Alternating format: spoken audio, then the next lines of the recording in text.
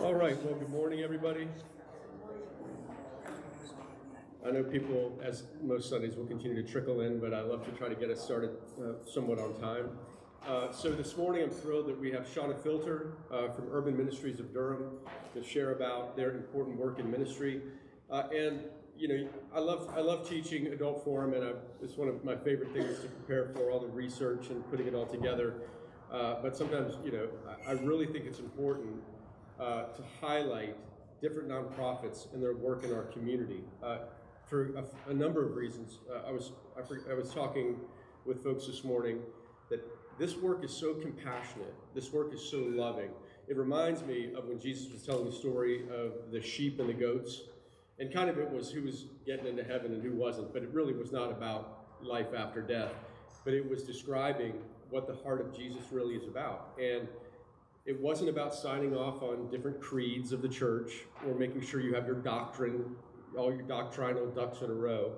That the people that were in line with Christ's hearts were the one who were feeding the hungry and clothing the naked and visiting people in prisons and giving people places to stay. That was marked someone who was a follower of Jesus.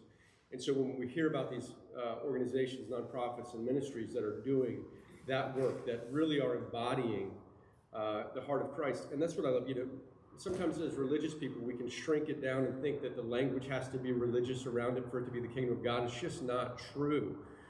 You know, all of it is Christ, whether you call it that or not. It just is the heart of Christ. And to see the kingdom breaking through in real time, just like a couple of weeks ago with Wayne Pastor and our service together with them, and just like they do every single night in housing, you know, about 100 people, men, women, and children, and feeding them hot meals, hundreds of thousands of hot meals every year. I also think we just need to be reminded that there's a whole lot of good and beauty going on around us all the time. It's not in the news. It doesn't sell. Violence, division sells.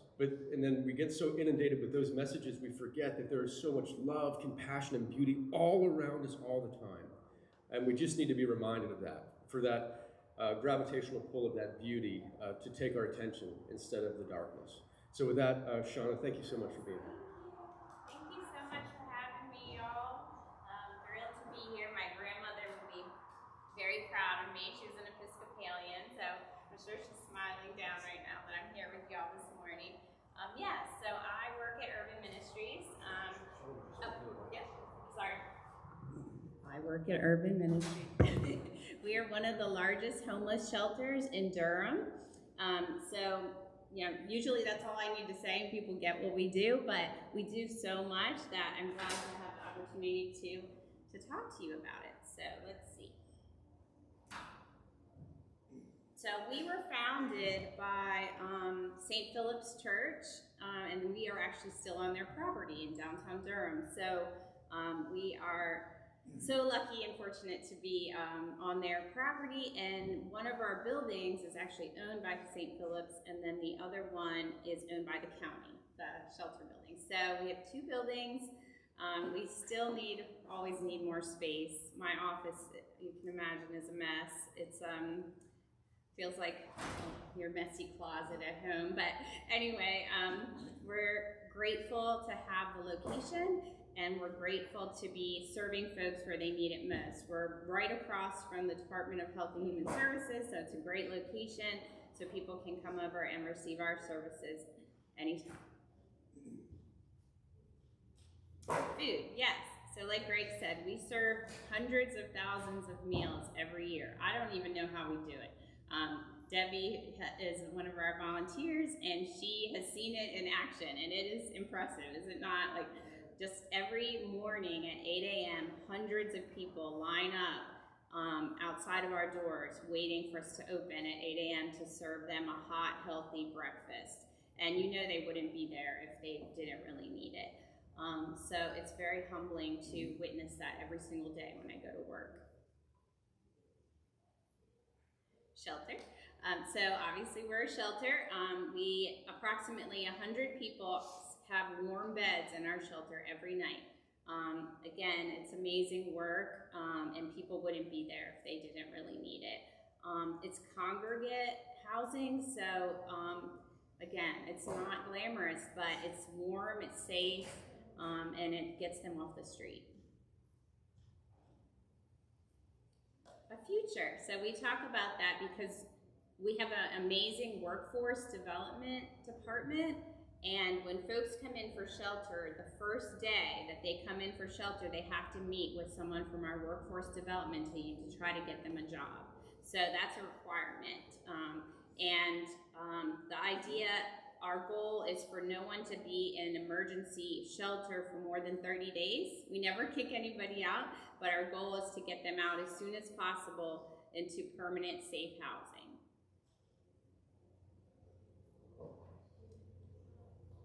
So we provide hundreds of thousands of meals every year, but many of those are repeat customers.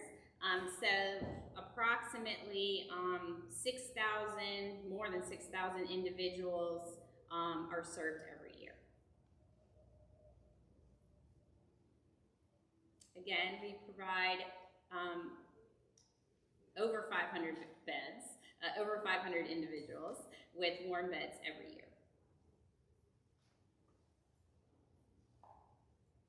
We also have a clothing closet and a food pantry. So folks in the community, in addition to those who stay in the shelter, folks in the community can come through and we give out 500 bags of groceries every month. So that's a lot of food that we go through. Our pantry is very well organized, but always in need. And I mentioned about workforce. We secure over 150 jobs every year for folks. And like I said, the idea is to get them out of shelter and get them into safe and permanent housing. So we have a team of caseworkers who that's strictly their job, is to find them a safe, permanent place to live. Again, I mentioned our case managers. We have social workers on staff who work one-on-one with folks because everyone's story is different, everyone's needs are different. As you can imagine, this is a Shayna statistic, but 99% of people who come in either are struggling with mental health challenges or substance abuse challenges. So, like I said, or it could be just they were laid off, there's no struggle. Many people are living paycheck to paycheck and are just one paycheck away from becoming homeless. Respect. We respect everyone. We say God doesn't make junk, right?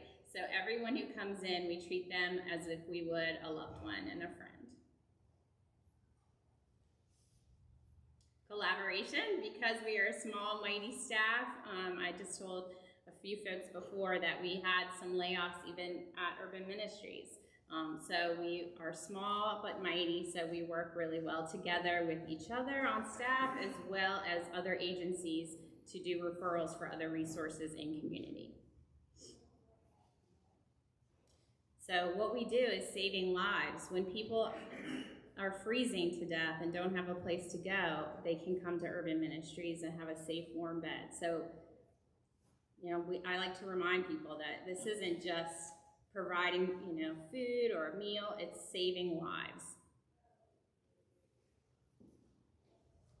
And how you guys can help. So we have a holiday luncheon coming up on December 10th at the Durham Convention Center. I would love for you all to attend. It's going to be really fun. Santa Claus will be there. We're going to have performances. It's going to be so much fun. So this is a QR code. I don't know if you guys know how to use that, but you basically point your camera on your phone at it, and then it leads you to the link.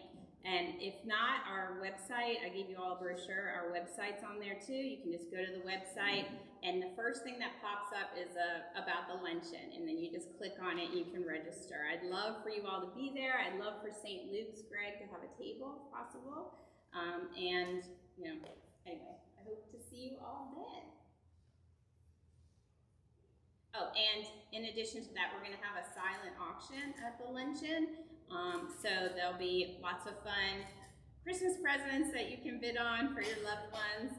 And that's how, it's a fundraiser for Urban Ministries. if you, for some reason, are not available on December 10th, we have another event.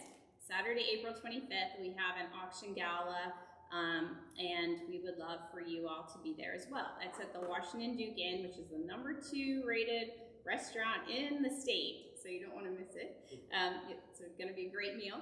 And there's several ways you can help. You can serve on the host committee for that event. You can sponsor a table, like I just mentioned. You can do that for the luncheon too. Invite your family and friends, as well as donate auction items. Shana? Yes. Sponsoring a table is like, 14 at a table, 6 at a table. So for the luncheon, it's 8, Okay. but for the gala, it's usually 10. 10. Yeah. We try, we love 8 because we don't want people to feel too crowded, but the Durham Convention Center, we have more space than we do at the Washington Duke Inn. So 8 to 10, let's say that. And one of my favorite quotes is, "We are not here for ourselves," and that's why I work at Urban Ministries. My husband is the breadwinner, I'm the bleeding heart, and I love the work I do every day. So, yeah, so that's us. Would you share a little more about the process of you being drawn to this work? Oh, sure, yeah. So in college, well, I think some of us are born this way, right, Greg? We have that chip that says, I want to do service work, I want to give back. Also in college, I was philanthropy chair for my sorority, and the bug bit then, and I've been in this field ever since. Before Urban Ministries, I worked at the Salvation Army in Raleigh, so I've been doing it a long time. No spring chicken, but I love it. Can you share some stories of people that you work with at the shelter, some meaningful Sure. interactions? Yeah, I mean, you guys, we see all walks of life. Like I mentioned, many are struggling with mental health challenges or substance abuse challenges, but some are just, like I said, one paycheck away from being homeless. We actually had an employee from Duke become homeless recently. He works at one of the most, wonderful universities in the country, and was laid off and had to come to Urban Ministries for support. So it just shows you that, we have some very well-educated folks who are coming through, and we just try to treat everyone with dignity and the way we would want to be treated. How does somebody get to you? I mean, do they just show up? They can. One great thing about Durham is the bus system is free. So people will take the bus to us and literally just show up. We can help them in certain ways if they just show up, but for shelter, they have to go through a coordinated program through the county because we're not the only homeless shelter. And most of the folks who stay with us are individual men and women. We have a few family rooms, but Families Moving Forward, I don't know if you're familiar with them, but they take more families. So most of the time, if you're a family, you'll end up at Families Moving Forward, but if you're individuals, you'll usually end up at Urban Ministries. And should they call first? I mean, They have to call entry point for shelter, but if they show up for us, they can come in and have a meal, use a restroom, get food from our groceries, our food pantry, clothing, things like that. So it all depends on what they're looking for. Does that make sense? yes. And what about housing? Are you helping people that aren't in shelter? Housing for New Hope does some of that work. Most of the people that we serve are folks who are in our shelter program, trying to get them to permanent housing. Yeah. What is your success rate? Yes. Yeah. So like I said, our goal is 30 days. So I would say on average though, it's probably 42 to 45 days. So everyone, they would still be in shelter if they didn't have somewhere safe to go. So does that answer your question? So, go ahead. I just wondered about White Flag Night. Yes, thank you so much for mentioning that. Yes, so when the temperature drops certain below freezing, or I think it's 35 degrees with precipitation, we open our doors. And in that case, yes, you can just show up. And we put cots on the floor. We make space wherever we can for them. It's really amazing work. Yeah. Yes. Could you talk a little bit about finding permanent housing in Durham? And I don't know too much about the success rate. Yes. So it's not easy to have a landlord who wants someone whose track record on paying their rent. But we have relationships built with folks who have group homes, and then they'll rent a room, and they know that if they're coming from Urban Ministries, at least they know that we're supporting them and that they feel better about renting a room to them because they know they have the full support of Urban Ministries behind them. Does that make sense? Okay. Yes. Couple questions. You said you provide breakfast. Is the lunch served as well? So lunch is to go. So I think you guys can imagine with the mental health challenges, just laying around in bed all day that feeds depression. So we make them get up and either go look for a job or go to, get up. The sun's out, let's go. So we give them lunch to go every morning. So they come through the breakfast line, and then at the end we hand them a bag lunch. And then we have dinner a hot, healthy dinner at 6 p.m. every day. I volunteer in the St. Joseph Ministry for the community breakfast. And some of the comments made from some of the guys that are coming in had mentioned that I was over there the evening before it's supposed to go down to like 30, 32 for having some camp food there. And I was asking Dad if I could go. Someone said yeah, but they were concerned. Some of them mentioned that they were afraid to go to the shelter down there. So what kind of safety measures do you guys have in place for that? Because I can understand that. I mean, because these guys don't get filters, they'll almost not get filters and can't have all their angers down every time. Do you have anything in place for that? Yeah, so we have security every day, every night at Urban Ministries. Is that what you're referring to? Yeah, we have 2 security guys, and they are fully packing heat. I mean, they're ready to handle any situation. And that's just for the safety of everyone, the staff, the volunteers, everyone. So it just keeps everybody feeling comfortable being there. And yeah. Yes. I have another question. What about volunteer opportunities? Yes, always. So we utilize over 2,000 volunteers every year. And I might call on Debbie to chime in on that. She's one of our best volunteers. Yeah, what would you say? Well, so fun fact, when we moved to Durham 25 years ago and joined St. Luke's, I picked up a flyer here. Oh, yay! Ministries. Awesome. And I've been a volunteer for 25 years, on the board for a bit, strategic planning, everything, but I started wrapping bread. Do you remember the days when we wrapped bread in aluminum foil?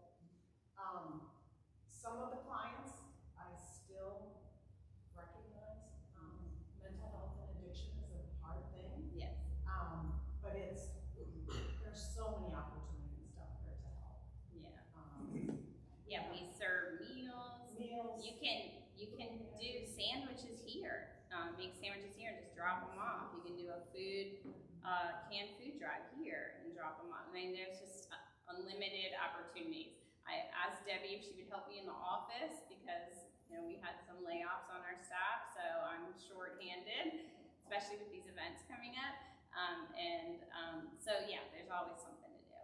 Yeah. And so Lincoln Health has a satellite clinic on the property as well. If you can talk sure, yeah. So again, I said collaboration. We work closely with so many agencies, y'all. Even Durham Public Schools, the bus drops and picks up every day at Urban Ministries, the kids who are living in our shelter.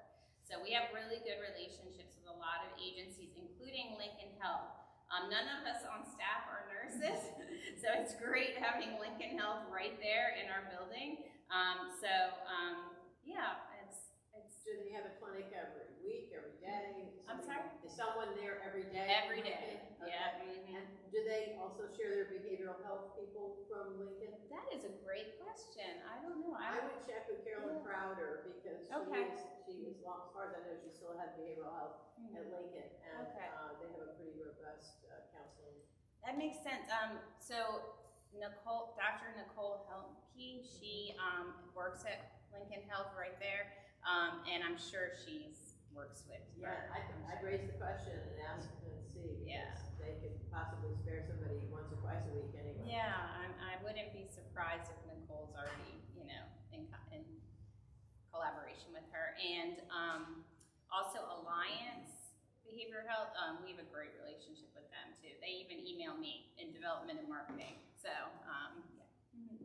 What percentage of people are coming to just the breakfast? Yes, so Are as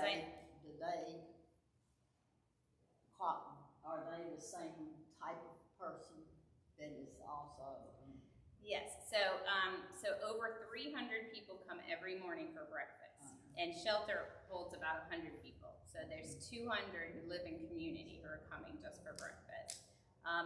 Many folks live in their cars, they live in encampments, and they, for whatever reason, don't, we can lead a horse to water, but we can't make it drink. For some reason, they don't want to come into shelter, maybe because they're struggling, they can't do drugs at shelter, we have rules. Does that answer your question? Okay, what else? How else can I help you? Anybody? Yes. You have some estimate of the total number of people in Durham that are in that situation? And usually how many come to your place? And how many in Durham are in such a situation? So there's a point in time count. I don't know if you guys have heard of that, but the county tries to do that to find out how many people are homeless. And what I can tell you is that they counted 173 encampments, not people, encampments in Durham. And that was the most recent point in time count. There are more people that are in need of food than that just goes to your facility. Like St. Joe's, like on Wednesdays, we have like 70 people coming for breakfast. At the same time, we do breakfast over there. So there are a lot more people In community, yeah. Yeah, I believe it, yeah. These are great questions, y'all. Just a question about your clothing closet. Yes. Can you tell us if you what kinds of clothing you accept? Yes, so gently used or new, and all ages, and all genders, and not everything. We don't need suits because the folks in our programs, they're not getting white collar jobs. They're getting, food service jobs, things like that. So we don't need any of your old suits, gentlemen, thank you, but no. But we, and they don't even need that for the job interview, they don't need it. But other than that, anything goes. Shoes? Yes, always shoes. Yes, thank you. Funding sources. So, just like everybody who is having budget cuts, we lost our grant from FEMA, and that's why we had to have some layoffs at Urban Ministries. But our budget in total is about $3 million, and a third comes from county, city funding, a third comes from individuals like yourselves, and a third comes from foundations and corporations. Does Durham Housing Authority work with you? Very much so. In fact, we even shared some staff. So very, very, very well, yes. Can you be a resource then for someone who's trying to work with Durham Housing Authority and just navigating that process? Absolutely, yeah. Exactly. You are so well read. I'm very impressed, but yes, absolutely. What do you want, the resources with women and children? Yes. I mean, how is that? Are they in their own area in the shelter? Yes, so we have family rooms. So if you're a family, you get your own room and your own bathroom, which is nice. But if you're individual women, they're all together. individual men, they're on the other side. It's over there. Yeah. So, but yes. So, and if you guys ever want a tour, I mean, I'll give you a tour of the shelter, and you can see it's very eye-opening to see where they all sleep. How often do you have children? I'm sorry? How often do you have children? Every night. Yeah. So we have 9 family rooms, and they're always full. Yeah. And there's always a waiting list, y'all. Always. Great questions, y'all. Yes, Bill? You have immigrants who are coming in who are afraid of being ICE. Yes, I mean, I know that is happening. Fortunately, we have some volunteers and staff who are fluent in Spanish, because I am not, and they will come in especially for the food pantry and the clothing closet. They will come in every day, and so far, every day we have, people who only speak Spanish. But I'm sure there are others out there who are afraid to come to Urban Ministries because they worry. But like I said, our motto is God doesn't make junk, so everyone come. We want to help you no matter who you are, what walk of life you come from, and that's why we're here. Yes. Do you partner with the Samaritan Health Center? That name does not ring a bell. So if you would be willing to share my information with folks over there, some of our social workers may know them, and I just don't, but that name doesn't ring a bell to me. So that would be helpful, please. Are they in Durham? Yeah, they're a free clinic right behind the old South Square. Okay. Like I said, my colleagues may know of them, and I just don't. But it wouldn't hurt for you to thank you. About Project Access. Yes, that organization we do work with. Project what? Access. Project That Access. name I'm familiar with. Anybody else? So if someone wanted to drop off, do you have certain times for Yes, so somebody's always there Monday through Friday, 9 to 6. So, I mean, every day, I say every day, Urban Ministries is like Christmas, because people are always dropping off stuff, which is so wonderful. And so we're grateful. I mean, there might be leftover food from somebody's wedding over the weekend, and they show up Monday with all this great food. So, and we make it work. We have a big freezer, and if, we're not going to serve it that day, we can store it and serve it, sometime that week. So And you you're doing use about Thanksgiving? anything, use about any foods? Honestly, yes. Our chef is grateful for anything, so yes. You're doing a Thanksgiving meal? Yes, You need so to- I always say, yeah, so y'all, I'm so glad you asked. On Tuesday, Butterball is showing up with their giant truck at Urban Ministries All right. and dropping off 400 turkeys. Oh, yes. Well, my eyes are like that because, it's a lot. We're so grateful, but it's also a lot. And it also, if you're homeless and you see a Butterball truck show up, I mean, you're gonna run over there, right? And unfortunately, we work with churches to help distribute some of it, so they're already accounted for.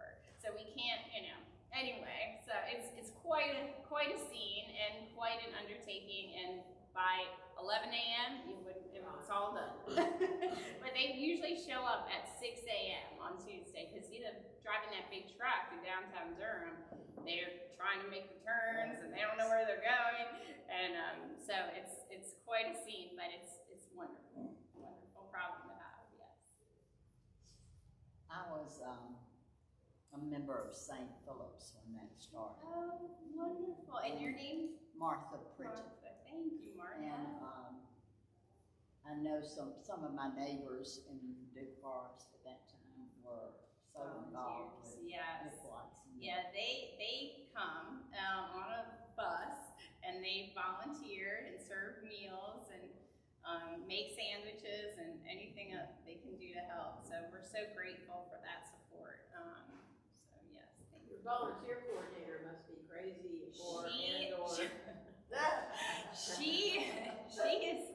She's overwhelmed right now, because it's great that everyone wants to help during the holidays, but really, please call us in February when no one wants to volunteer. That's when we, so that's when we really need volunteers. So yeah, her mailbox is actually full of people trying to help, which is great. Again, great problem to have, but yes, she's a busy lady.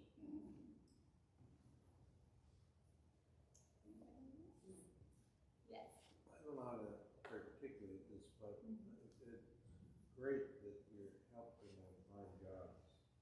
I think that's a huge mountain to climb. Well, it is. I will say, recently Goodwill, the store Goodwill came to Urban Ministries and we did a meeting together, and they said, we would love to have your clients come work at our stores. They do drug tests. She told us that. So that is a factor, obviously. But we're always, we have a great relationship with, I forget the name of the company, but they make baseball cards, and they employ a lot of our clients. So we have really good employers who want to work with our clients and want their support and want their help. And so again, it's really about Urban Ministries and our staff building relationships with those companies and those landlords and those other agencies. It's really, it comes down to a lot of that. And our director of programs, she's been there 13 years, y'all. So we are fortunate to have great people on staff who've been there a long time and really know Durham and know what's available and build those relationships, because that's the key.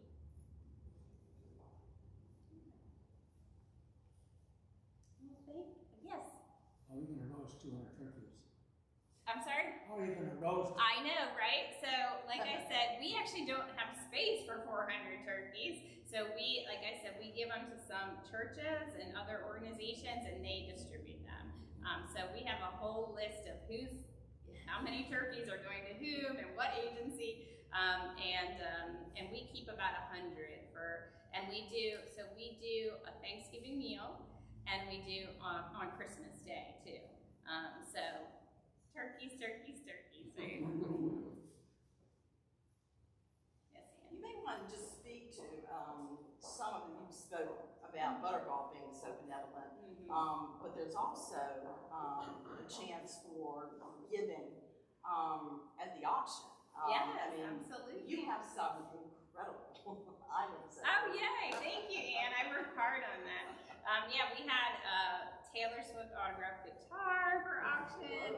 We had drive a Corvette for a day auction item. I really try to get some really good stuff. So, yes, if you got any of you gentlemen have a sports car that's collecting dust and needs to be driven before the battery dies, I can help you out with that.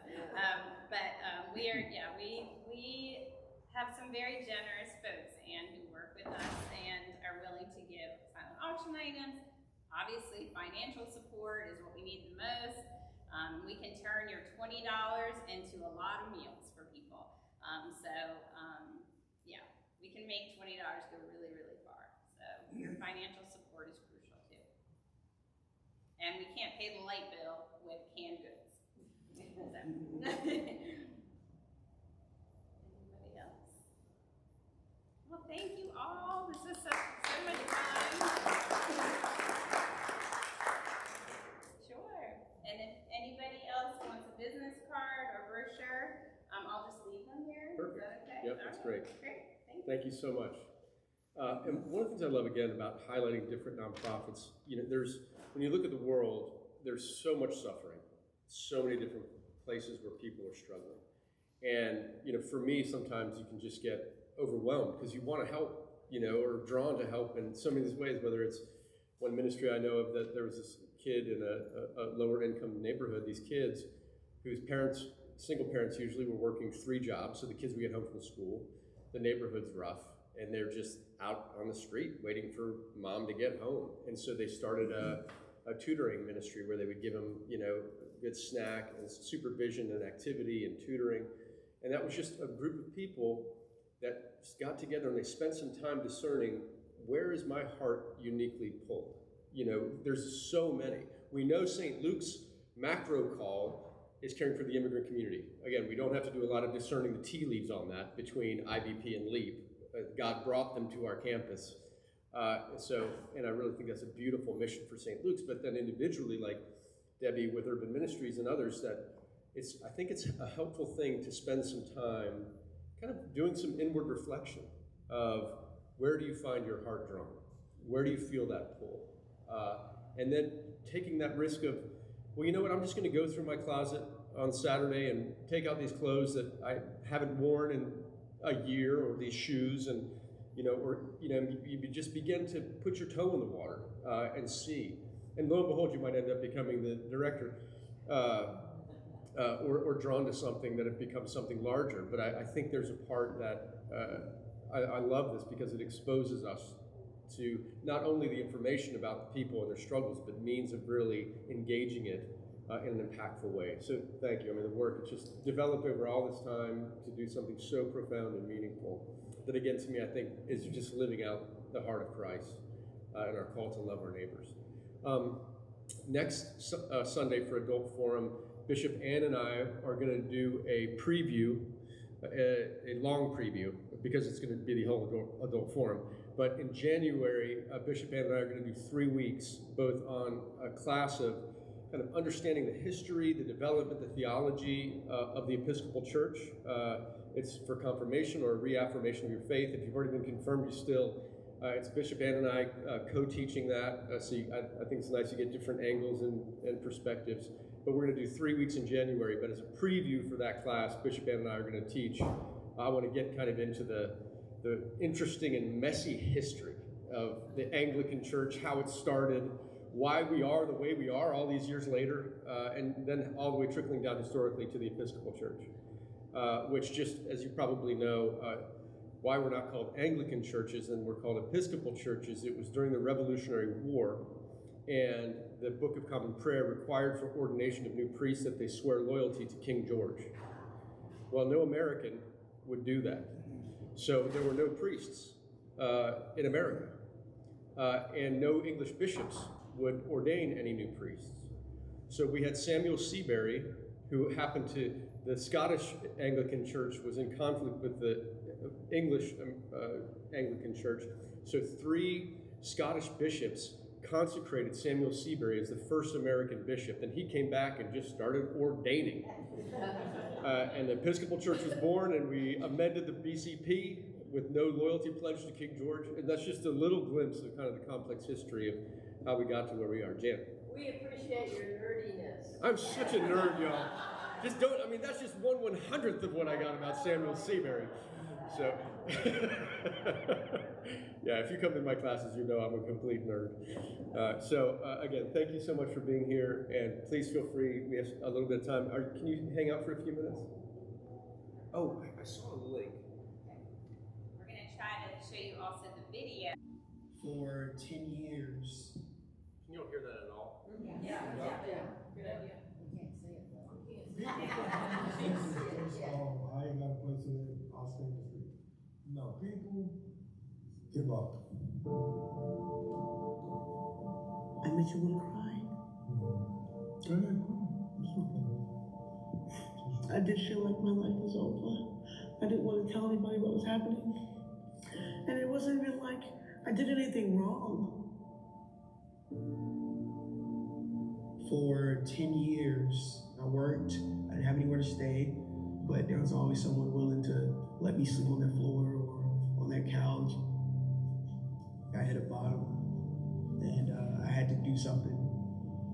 Urban Ministries was the first thing that popped into my mind. Urban Ministry has been a godsend to us. They're not going to let you fall.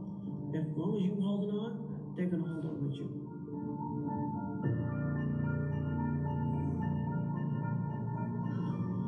We do breakfast from 8 a.m. to 9. Urban Ministries of Durham's mission is to end homelessness and fight poverty. And we do that by offering food, shelter, and a future to our neighbors in need.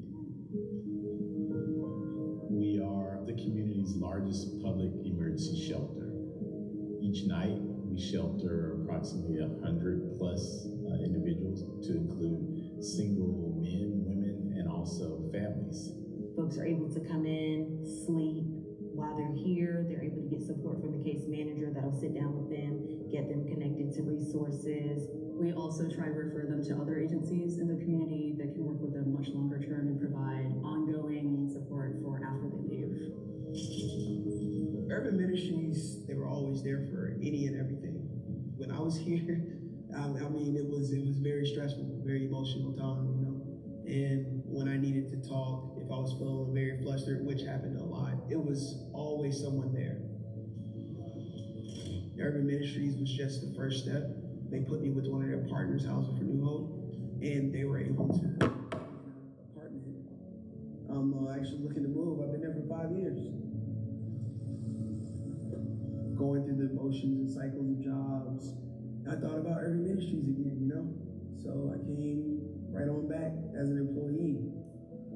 They believe in me, and a lot of times that's all you need, you know? That's all you need to keep going. As they come to breakfast, everyone gets a lunch bag. I love coming to work because I love to serve the people. The kitchen here at Urban Ministries of Durham provides meals 3 times a day, 365 days a year. Anyone in the community can come and eat. The volunteers are vital to our operations here. They serve, clean, prepare meals. We couldn't operate without our volunteers. The uniqueness of Urban Ministries is the span of what we do here. We have food distribution, the cold pantry, job placement, housing placement, just started a drug rehabilitation program. Proud of you and congratulations. Thank you so much. You are so wonderful. So we are that first line to getting people back on their feet. It sounds like you've already done part of this process though. In workforce, our main mission is to help clients have the income that they're going to need to both get approved for housing and then hopefully to keep that housing long term. If you want to, I can fill out a dear referral form for you. That sounds great. Often we have clients who are very well qualified for a certain type of job, but the application process is just totally foreign to them. So a large part of our role is to help people bridge those gaps and get over those barriers. We are giving people that time and space to be able to regroup and get the things that they need. And the overall impact is the stability that comes after their stay here at Urban Ministries. We was at Urban Ministries for 6 months. We got married while we were here. You guys were there for all of it. You didn't saw us get married and everything. We got a job within a week of being here, and still have the same job today.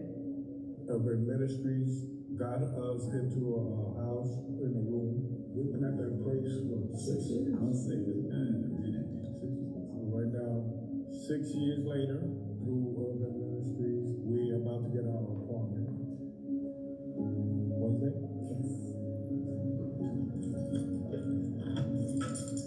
I want to burst into flames. I can't wait. We finally got a space just for us, and it is going to be magnificent. We're moving on up. Yep, moving on up, and I'm so happy.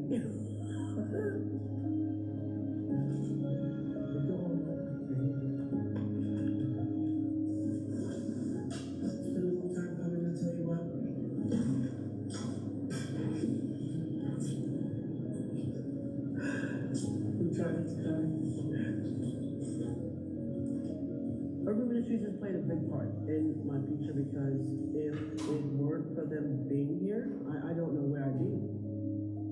I was able to get through homelessness through prayer, my wife, and Urban Ministries.